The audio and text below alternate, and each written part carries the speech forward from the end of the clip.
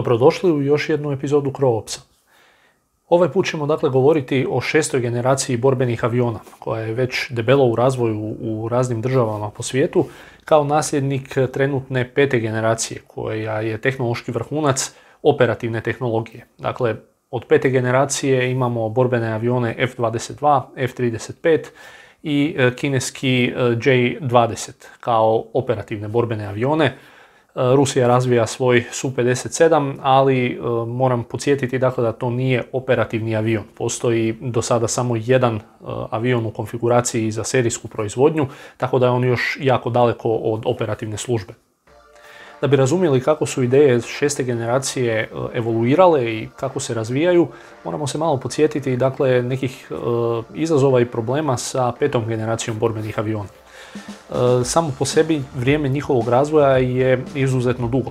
To se možda ne može uzimati nužno kao nekakvo zlo, međutim kad imate program koji se razvija 20-ak i više godina, onda jednostavno silom napretka tehnologije, ono što je u njegovom početku bilo izuzetno sofisticirano, dok vi taj avion dovedete u službu, to je već ta tehnološka prednost nagrizena, kao što se događa sa primjerice stealth tehnologijom na F-35.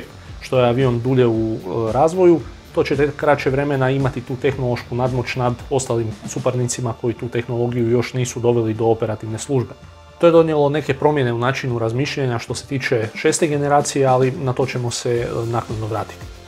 Neke od tehnologija koje će biti okosnica 6. generacije, kao što su Loyal Wingmani, odnosno borbene bespilotne letjelice koje se kontroliraju iz osnovne platforme borbenog aviona, dakle primjerice jedan avion odgovara, odnosno upravlja sa 3, 4, 5, 6 potrošnih dronova, je nešto što se već testira i što će biti u upotrebi sa borbenim avionima 4. odnosno 4,5. generacije, primjerice australski Super Horneti.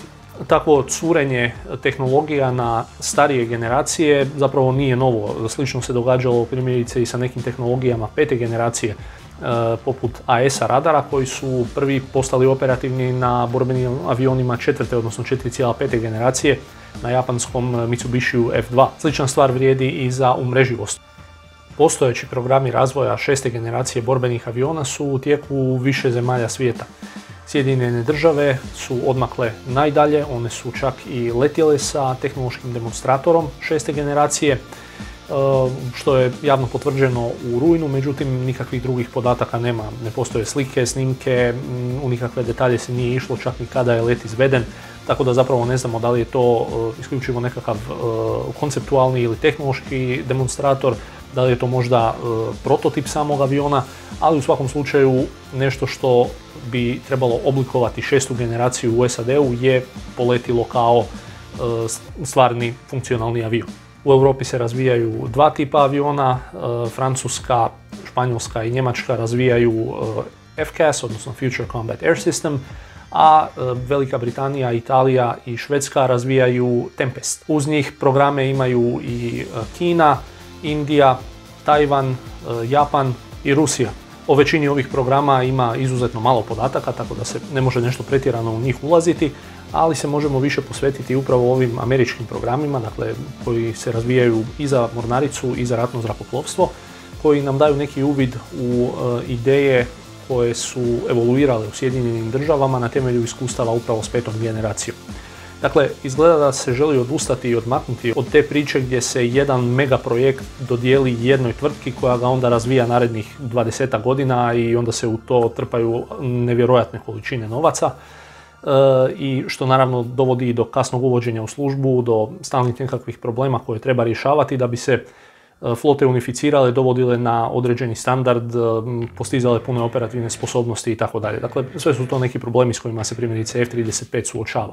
F-22 Raptor, koji je prvi dakle, operativni avion 5. generacije, ima puno manje takvih problema jer je on zapravo zamišljen daleko jednostavnije, lovac presretač koji će očistiti nebo, to je njegova glavna zadaća, to mora raditi fantastično, a sve drugo nije pretjerano bitno. Takvi strahovito dugački ciklusi razvoja naprosto više nisu dovoljni. Sjedinjene države više nemaju desetljeće ili dva tehnološke prednosti gdje onda se može polako nekakav megaprojekt razvijati. Izgleda da ono na što se sad ide je izuzetno brz razvoj temeljen na tehnologijama koje su trenutno dostupne, vrhuncu trenutnih tehnologija, ali nečemu što neće trebati samo za sebe provesti 10-15 godina u laboratoriju prije nego što se pokuša integrirati na nekakvu platformu. I ideja je da se razvijaju i grade manje serije borbenih aviona od različitih ponuditelja. Nakon što se jedna serija proizvede, odnosno jedan podtip, da tako kažemo, pokreće se idući natječaj za nekoliko godina kad su sazrele nove tehnologije na kojima će možda pobijediti neki drugi ponuditelj koji će onda sagraditi avion temeljen na tim tehnologijama i na tim sposobnostima. Dojam koji sam stekao je da će te pojedine serije aviona ili podvarijante aviona zapravo biti i fokusirane na specifične sposobnosti. Jedna će imati naglasak na senzorima i izviđanju, druga na cyber i elektroničkom djelovanju, treća na kinetičkom djelovanju itd. Ovakav pristup bi definitivno bio dobar za obrambenu industriju jer znači da bi se mnoge tvrtke mogle natjecati, mogle razvijati tehnologije, rasti i jačati svoje sposobnosti i znanja, za razliku od ovog dosadašnjeg pristupa koji je praktički eliminirao sve osim Lockheed Martina i Boeinga kad govorimo o proizvodnji borbenih aviona. Ako pogledamo samo par desetljeća u prošlost, u Americi je bilo više proizvođača borbenih aviona, a da ne govorimo o ranim danima hladnog rata gdje su doslovno postojali deseci. To će dakle dati fleksibilnost da ne postoji više projekt koji je prevelik da bi se otkazivao, nego ako nešto zaista ne radi, gasi svjetla i prebaciš se drugom ponuditelju da on to napravi bolje ili unutar budžeta koji si dodijeli.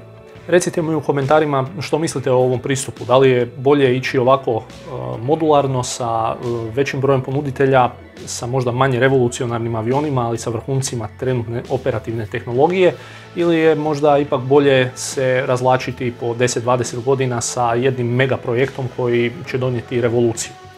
Sad ćemo ukratko spomenuti neke od glavnih odlika koje bi trebale definirati 6. generaciju borbenih aviona, ali prije toga ću vas samo kratko pozvati da se pretplatite na kanal ako još niste, dijelite i lajkajte video te komentirajte. Na sve te načine podržavate moj rad i omogućavate produkciju sljedećih epizoda. A ako ste u mogućnosti, možete me izravno poduprijeti putem Patreona i Paypala, za što sam linkove stavio u opis videa. Ovo što ćemo sad navesti su neke stvari koje se meni čine kao najbitnije. Naravno da tu toga ima više, zavisi tko navodi, o čemu govori, koliko važnim smatra pojedinu tehnologiju i samo ću istaknuti dakle da nema ni nekakvog širokog konsenzusa što bi bila 5. generacija borbenih aviona primjerice. I tu opet ima svako svoje mišljenje praktički, tako da nekakav široki konsenzus, evo baš je ovo 6. generacija, teško da će se ikad doseći, čak i kad će ti avioni biti operativni u više država.